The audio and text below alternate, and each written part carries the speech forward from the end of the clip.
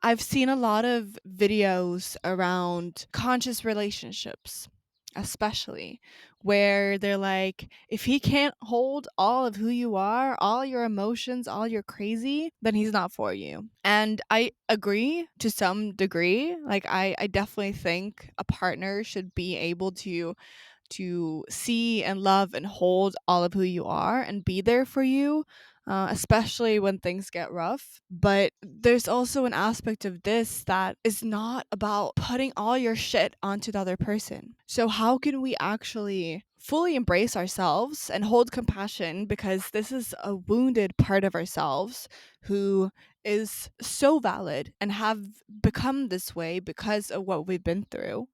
But how can we start taking ownership?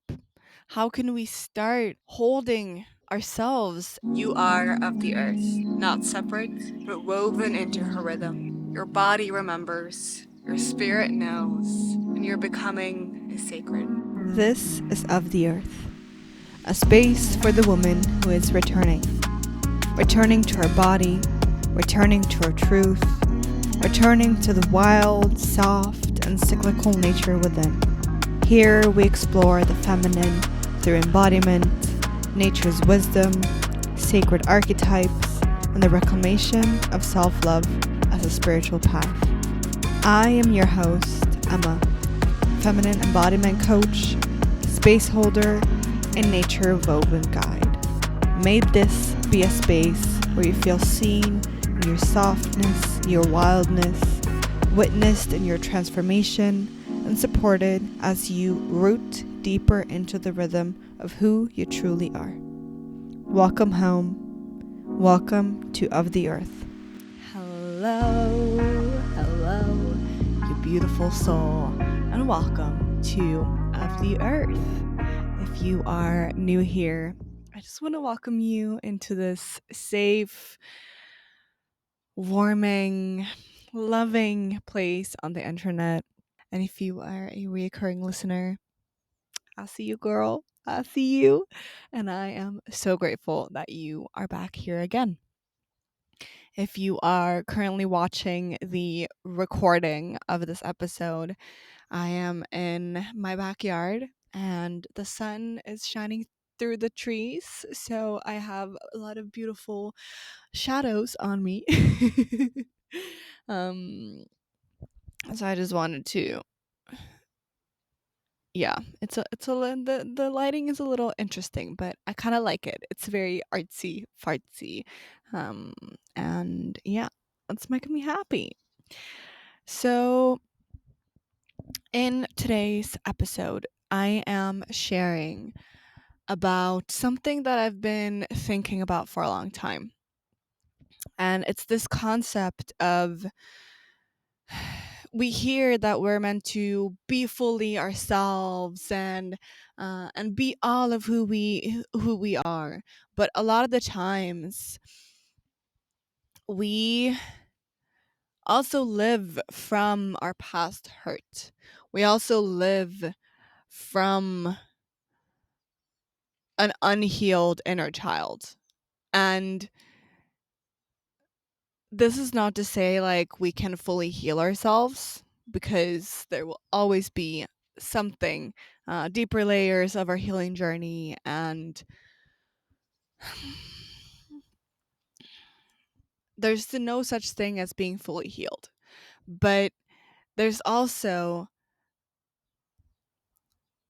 I find that there's also a lot of people who talk about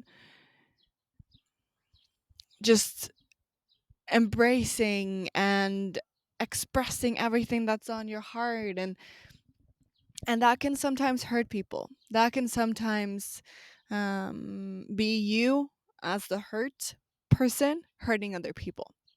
So in this episode, I wanted to talk about this and to just address this and how we can actually show up, um, as the more mature version of ourselves, as our own mother, and being able to hold space for ourselves when these things come up, when we get triggered, when our past wounded little child is expressing themselves, and not to take that out on other people.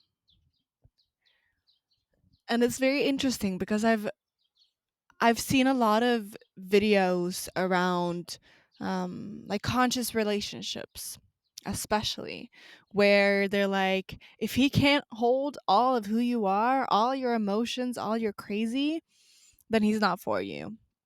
And I agree to some degree. Like I definitely think a partner should be able to see and love and hold all of who you are and be there for you, especially when things get rough. But there's also an aspect of this that is not about putting all your shit onto the other person. It can be so much easier to, when you're having a rough time, to put all of that, to like dump um all the baggage onto the other person. And I get it. I've been there so many times. And especially if I was having a bad day in the past, and my previous partners, wasn't able to hold that, I went into a spiral. So how can we actually fully embrace ourselves and hold compassion, because this is a wounded part of ourselves who is so valid and have become this way because of what we've been through. But how can we start taking ownership?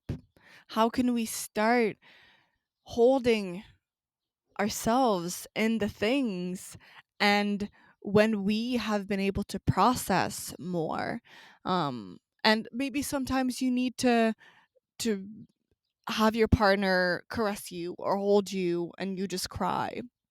But the first thing that I have been really leaning into when I notice that I get triggered, when I notice that like I'm off, is to learn to hold space for myself. Figure out what is going on within me. Maybe I need to have an emotional release. Maybe something needs to get out of me. Maybe I need um to scream into a pillow because I'm pissed. But how can I and how can you hold that sacred space for yourself to be able to process things a bit more before you actually go to your partner? And this also comes in if you're noticing that like your partner did something and you're not, and you don't necessarily enjoyed what he did. Instead of going straight to him, instead of acting or reacting to the things that are happening in your life, how can you start learning to understand yourself even better? What I have loved to do is to create these spaces even when I'm not triggered, even when I'm not in the depths of the murkiness. So being able to learn to trust myself with my emotions, to learn to trust myself, to hold myself. And this is the inner mothering part, where you really get to hold all of you and not have to rely on anyone else to be there, and to have, yeah, to have your life dependent on how someone else is showing up. It is, however, very important to have a partner who is ready to be there, because life gets rough and there will be times where shit hits the fan. But that's when it's extremely important to just double down and to know what helps you, to figure out the things, the tools, um, that support you when you're having a rough time.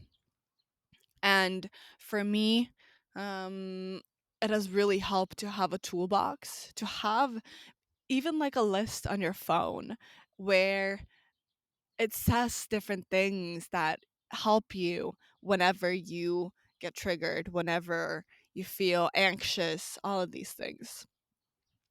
So, for example, for me, I really, really, my breath is one of my biggest tools. And I notice if I am triggered, I stop breathing. I notice that like it either gets very very shallow or I just stop completely. So I need to take deep breaths, and that's one of my biggest tools, as well as um, dancing, moving the energy, moving the stuckness. You can also tap. This is really good for anxiety. It can be going into nature for me, like going outside and just laying on the grass and just let everything just soak into the ground beneath me has been so magical and has really helped me. And it's really interesting to notice your own growth with this. When you might have started doing this already, you might have um not thought about it and just stumble upon this video and be like, "Oh, okay, maybe I need to take more ownership over um my own emotions and my own reactions and not constantly just like blame outside of me."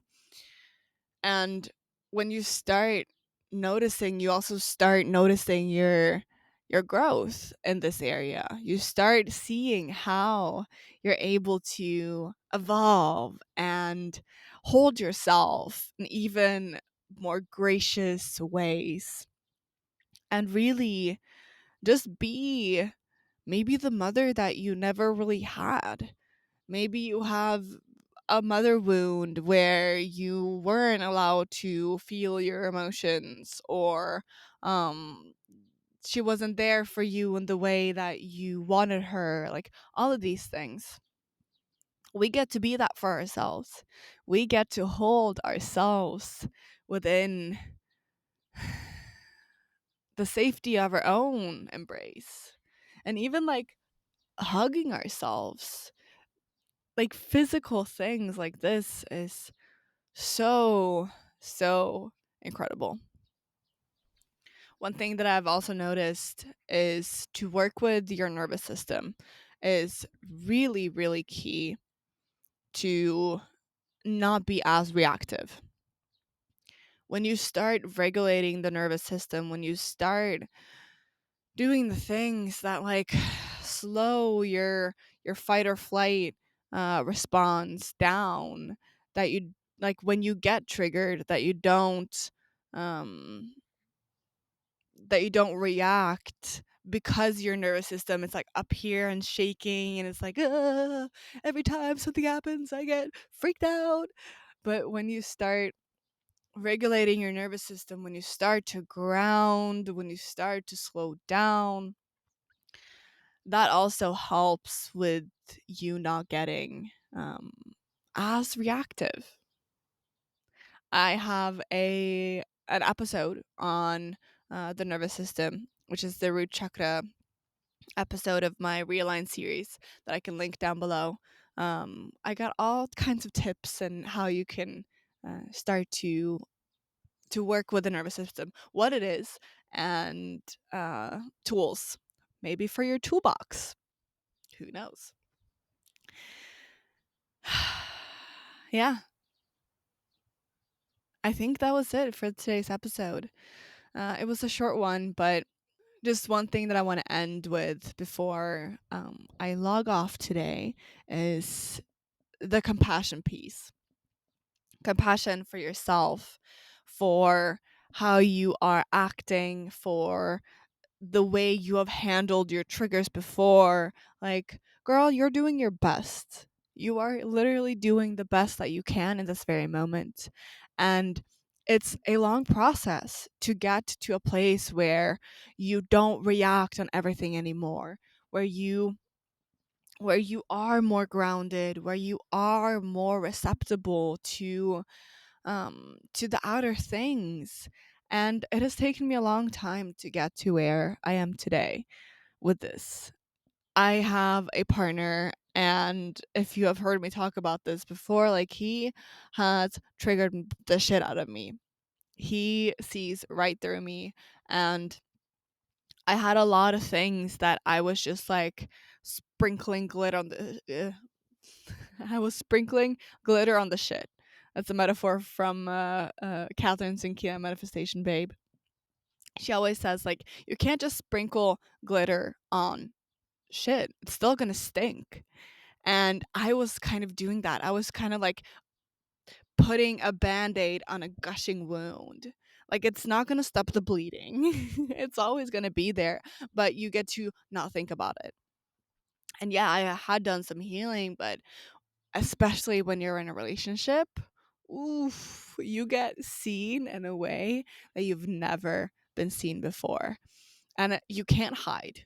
You literally can't hide. And I have a psychologist for a boyfriend. So he also sees a lot that a lot of other people don't see. So it's been a really, really big healing journey for me um, to be able to sit with myself when I get triggered, and for him also to maybe not like be so extremely harsh, or have that tough love to like more of the tough than love. So it's a learning journey that we're on, and we are constantly gonna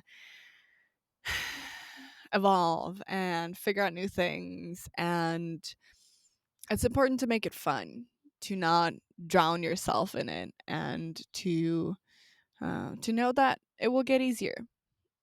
Trust me, it will get so much easier. The more you learn, the more you learn who you are and how you work, and the more you get to know yourself, the easier it will get. So thank you so much for listening to today's episode. The wind is coming in. Oh, it's so beautiful. I don't know how much you can hear of the nature around me, but I really, really enjoy doing these episodes outside, and I think this is going to be my new thing. Maybe with this background, maybe I'll go into the woods sometimes. I just, it just feels so good to be outside. Okay, thank you so much. I would love to know what you think about this episode. Send it to a friend that you think would benefit from this conversation, and I will see you in my next episode.